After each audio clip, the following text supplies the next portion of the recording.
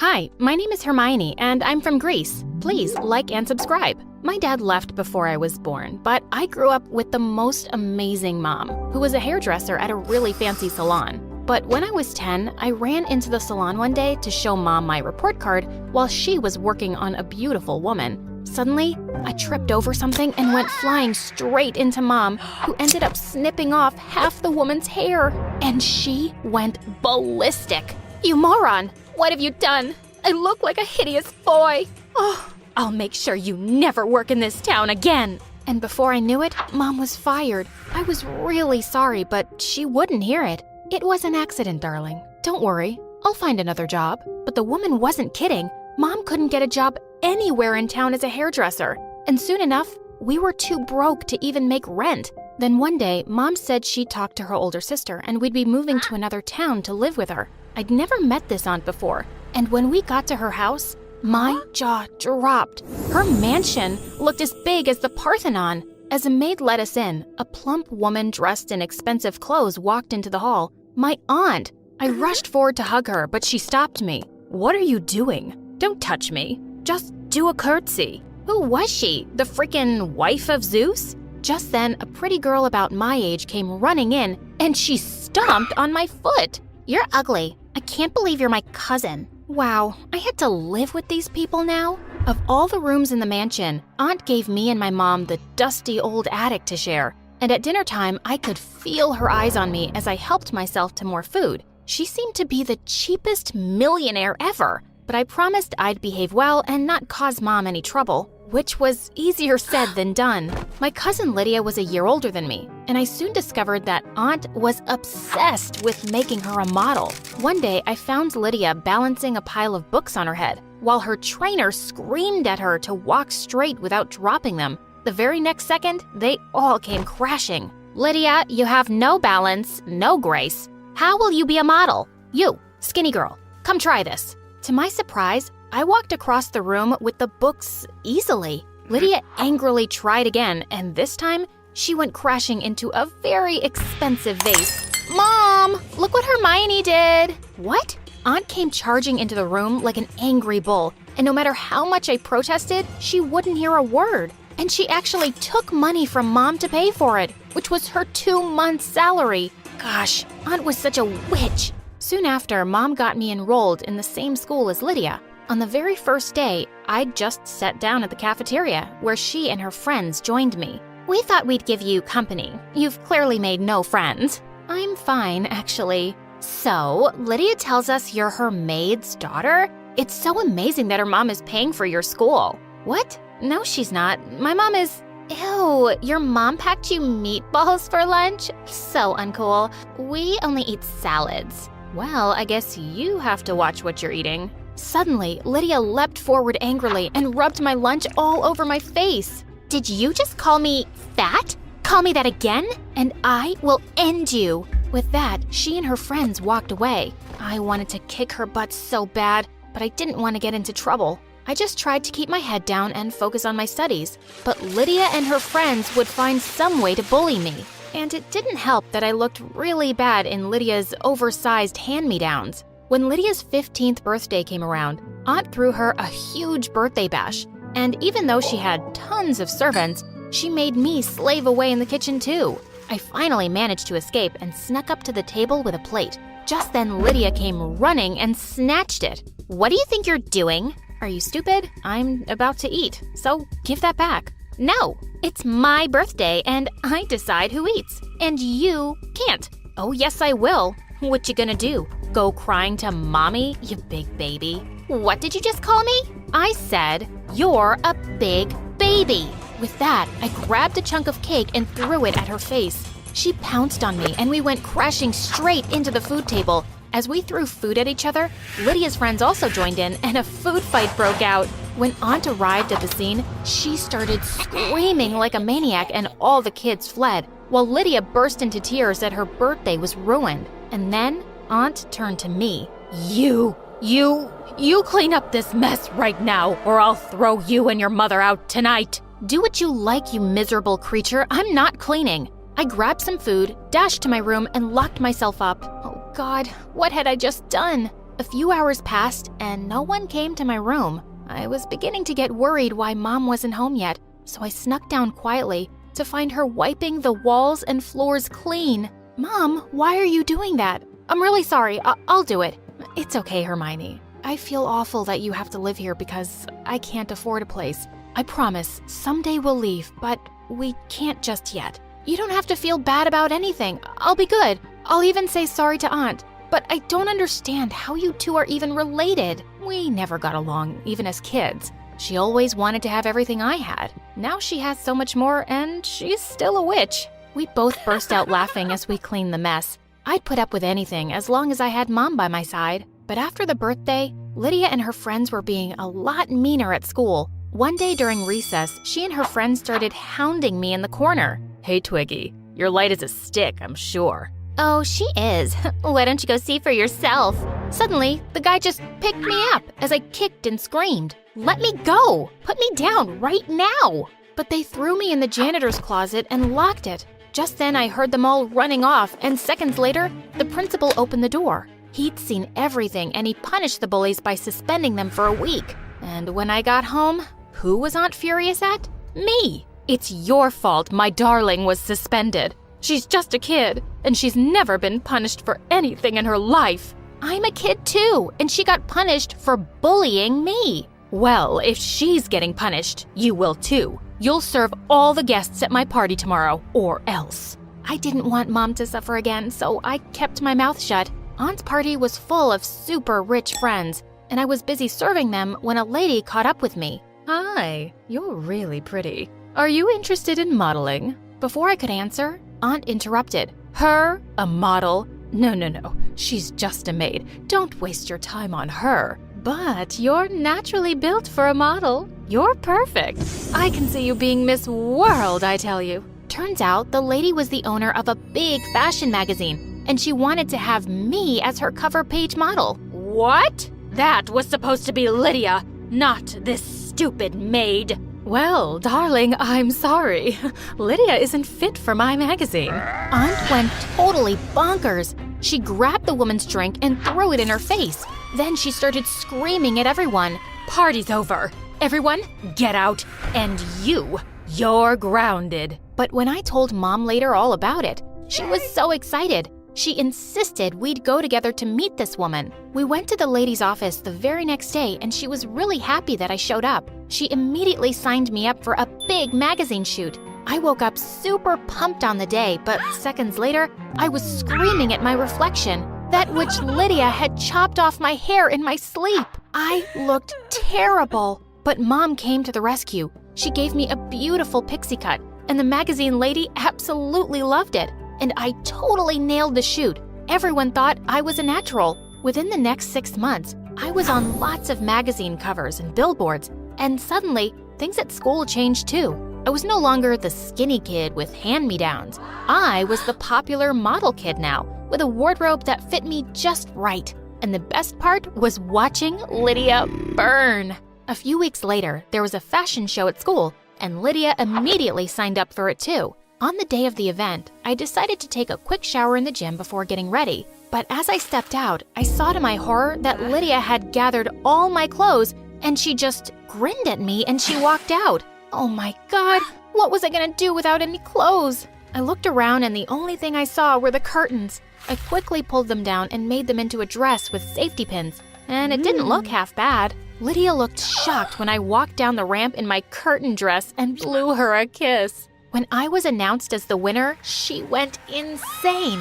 She literally jumped on me, trying to snatch the trophy away. She would have poked my eye out if some teachers hadn't rescued me. That night, I was walking down to the kitchen when I heard Lydia and Aunt talking about me. Just make her go away, Mom. I can't stand her anymore. She's ruining my life. Okay, baby. I'll get rid of her somehow. You know, I got rid of her father, too, a long time ago. Wait, what? Got rid of my father? Is that what you just said? What are you doing here? Can't I have some privacy in my own house? Just shut up and tell me what you meant about Dad. Yes, I got rid of him. After my stupid husband left me, I fell in love with your father, but he fell head over heels in love with your stupid mom. I couldn't stand it. So I convinced him that your mom was pregnant with someone else's child and he left. If I couldn't have him, no one could. While I stared at her speechless, I heard Mom behind me. How could you do this to me? All these years, I thought it was him, but it was actually you. Are you completely crazy? Why should you have everything? You didn't deserve him anyway. I would have given him the world. But before she could finish, Mom leapt forward and slapped her hard. You've had this coming for a long time. Come, Hermione. We aren't staying here another minute. We packed our bags and checked into a hotel for a few days. We decided that the first thing we had to do was track down Dad. Mom started calling up their mutual contacts, and luckily, we found out soon that Dad lived in another city now, and that he owned a $1 million company. My dad was a millionaire? The very next day, we flew over and showed up at his company. Mom asked me to wait outside while she went to talk to him in his office. Half an hour later, Mom called me excitedly. As soon as Dad saw me, he hugged me tight. I can't believe you're my daughter. This is a lot to take in. I'm so sorry for leaving. I should have been there for you. I never should have believed your aunt's lies. I never want to spend another minute without you both. He then showed us a picture of Mom in his wallet and said he'd never gotten married because he'd never loved anyone the same way again. Soon after we moved in with Dad, I planned a wedding for my parents because they never got the chance earlier. I decided to personally invite Aunt, so I went to her place. Come begging for a place to stay again, haven't you? I handed her the wedding card. I'm rich enough to buy your house now, but that's not why I'm here. The wedding is next week. You and your daughter can come to witness that true love can't be separated, but evil people always end up alone in a big house. You are the best example. I walked out and I never saw her again. I was my mom's bridesmaid at the wedding, and it was the happiest moment of my life to see her get everything she truly deserved. And now I'm living my best life with my family.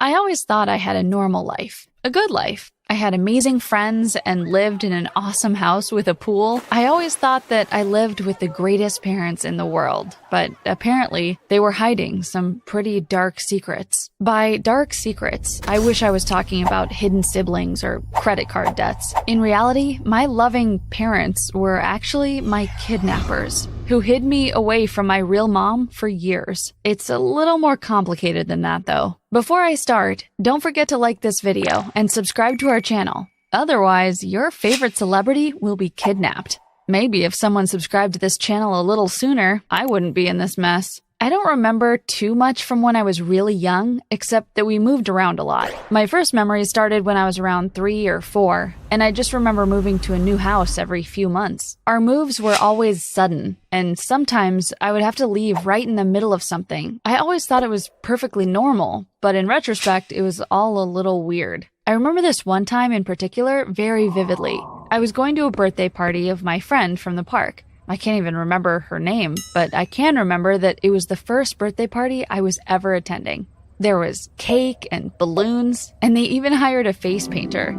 I was in the middle of getting my face painted like a tiger when my parents just picked me up and told me we had to go. I was crying so much, but they just picked me up and left the party without so much as saying goodbye to the birthday girl. I cried so hard the paint got all over my clothes. Luckily, the painter only managed to get half of my face. My dad always said he had to move for work, and I didn't really question it further. Still, I missed out on a lot of things kids got to do.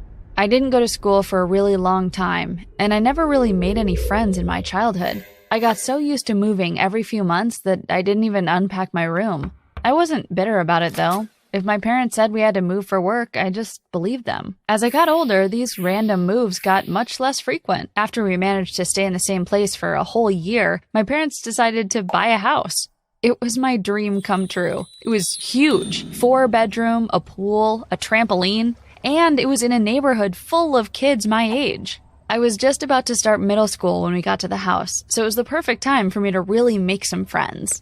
Among all the friends I made, my best friend was Susan. Susan and I loved watching YouTube videos together. We loved watching true dramas like on My Story Animated, among others. We came across one video that seemed to change our lives forever.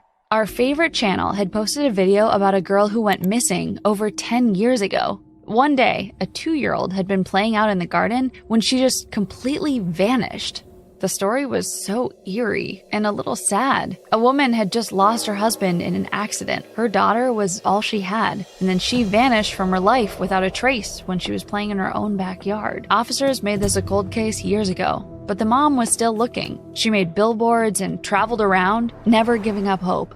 The video transitioned to a slide showing a photo of the girl when she was taken, and a Photoshop picture of what she would look like now. Susan immediately paused the video. "Carly, that looks just like you." "Yeah, what are the odds?" I tried to laugh off. "Pretty slim," she said. She was right. That girl in that photo was undeniably me. We spent the next few hours looking up more about this story. It turned out she disappeared on my birthday, was the same age as me, and even had the same birthmark. When it was time to eat dinner with my parents, Susan and I were uncharacteristically quiet. "So, girls, what have you been up to all day?" my mom asked. "Nothing." She asked why we were acting so weird, and we just told her we were fine. I asked her if I could spend the night at Susan so we could go study. Susan and I continued to research the topic at our house and found only more incriminating evidence. We didn't know what we should do, so we asked Susan's older brother for some advice. At first, he thought we were being crazy. But when he read into it, he said we needed to do something. He was going to make a call to some of his cop friends and get more information on this missing girl. Months had passed, and I started forgetting all about the searches. Maybe it was because I was getting so invested in high school, but part of me just didn't want it to be true. Ignoring it was easier than anything else. Susan and I were eating lunch when a teacher came and approached me. She told me my parents were here to pick me up for a doctor's appointment. I didn't know I had a doctor's appointment that day. When I arrived at my parents' car, it was clear something was wrong. When I got into the car, I noticed there were blankets covering loads of stuff in the back seat. There were bags packed, and both of my parents were visibly distraught. "This is an awful lot of stuff to go to the doctor's," I said. My parents looked at me and said that my father's brother had gotten into a very bad accident, and they didn't want me to find out through the teacher. We were going to drive a few states away and take care of him for the time being. I didn't even know I had an uncle. There was obviously something fishy about this. They told me to text Susan to let her know I'd be staying with my uncle for a bit. After I did that, my father took my phone out of my hand. I asked why he was taking it, and he simply said that my uncle's pacemaker was disrupted by certain electrical signals. This meant I couldn't use Wi-Fi the entire time we stayed with his family. This didn't seem right to me, but when I tried to argue that hospitals had Wi-Fi, they just shut me down and told me to behave. Because they were so upset, I just let it go. I assumed we would only be gone for a couple of days, but days dragged on into weeks. Even if I had my phone on me, I doubt it would work. We were in the middle of nowhere. My uncle was virtually a zombie. He stayed in bed, surrounded by lots of beeping machines. My parents left for work religiously every day, and I was forced to wander this cabin alone most of the days. It seemed weird how my parents would just remove me from school and cut off my contact with everyone. When they were gone, I searched the house for my cell phone or a computer. I couldn't even find a landline. I was a prisoner here. One day, when I was exploring, I found a secret door under one of the carpets in my parents' bedroom. I found a secret room, and my heart sank when I saw what was inside. There was a landline, a PC, a whole bunch of cell phones, and a full box of old ID cards. That wasn't the weirdest part, though. All over the room, there were newspaper clippings about the very kidnapping that Susan and I had seen. The most recent date of the paper was only from a couple weeks ago. The title read, "New tips on a missing persons case brings us one step closer to bringing a missing girl home." The photo on the page was not photoshopped. It was me. Underneath me was a picture of my parents. Apparently, the couple that I had known as my mom and dad were actually my kidnappers. Before I got a chance to read more, I heard a bang. "You weren't supposed to see that," a voice said behind me. Before I could see who it was, everything went black. I don't know how long I was out for, but I woke up in my bedroom. I tried to leave, but I was locked inside. I cried and banged while my kidnappers showed up at the door. I screamed at them for lying to me my whole life. All the moving and mystery, it suddenly made sense. They didn't just steal me from my mother, they stole my childhood from me. They seemed genuinely hurt by my harsh words. They tried to tell me how they weren't able to have a baby. They were actually very close friends of my birth parents.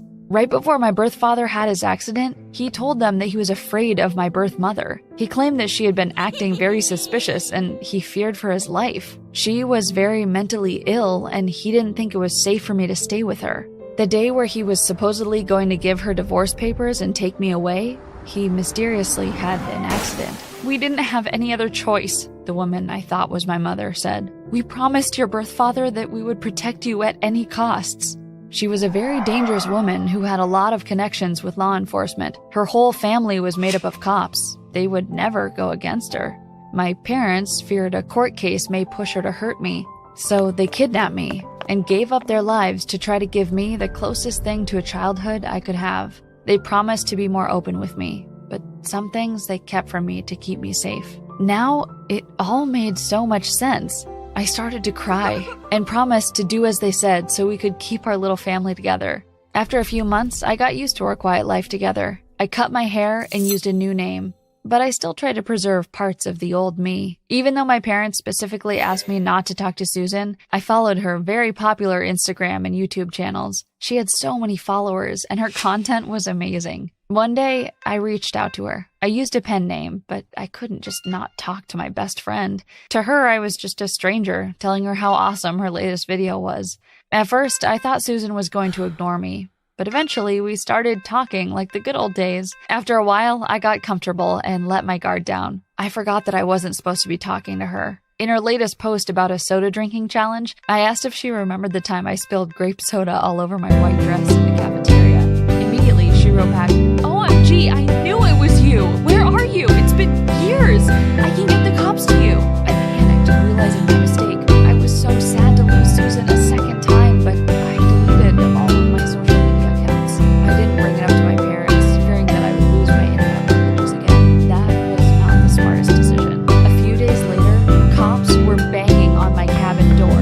Who knew reminiscing about my cafeteria mishap would have a SWAT team at my door? Susan had called the authorities and they were able to track my IP address. My parents were put in handcuffs and my birth mother had rushed up and hugged me. I was hysterical. Everyone kept asking if I was hurt, but I was just upset they were dragging my parents away. My birth mother was hugging me and saying how long and hard she had been for me. She turned to my parents and yelled at them about how horrible they were for robbing her of her motherhood so soon after her husband's death. Her anger soon turned into fear when they shouted back that her husband had never died. That's just what she wanted people to think. When the cops asked what they meant, they told them to check out the second bedroom in the back, my uncle's bedroom. My birth mother tried to run away, but the cops stopped her. Apparently, my sick uncle had actually been my father all along.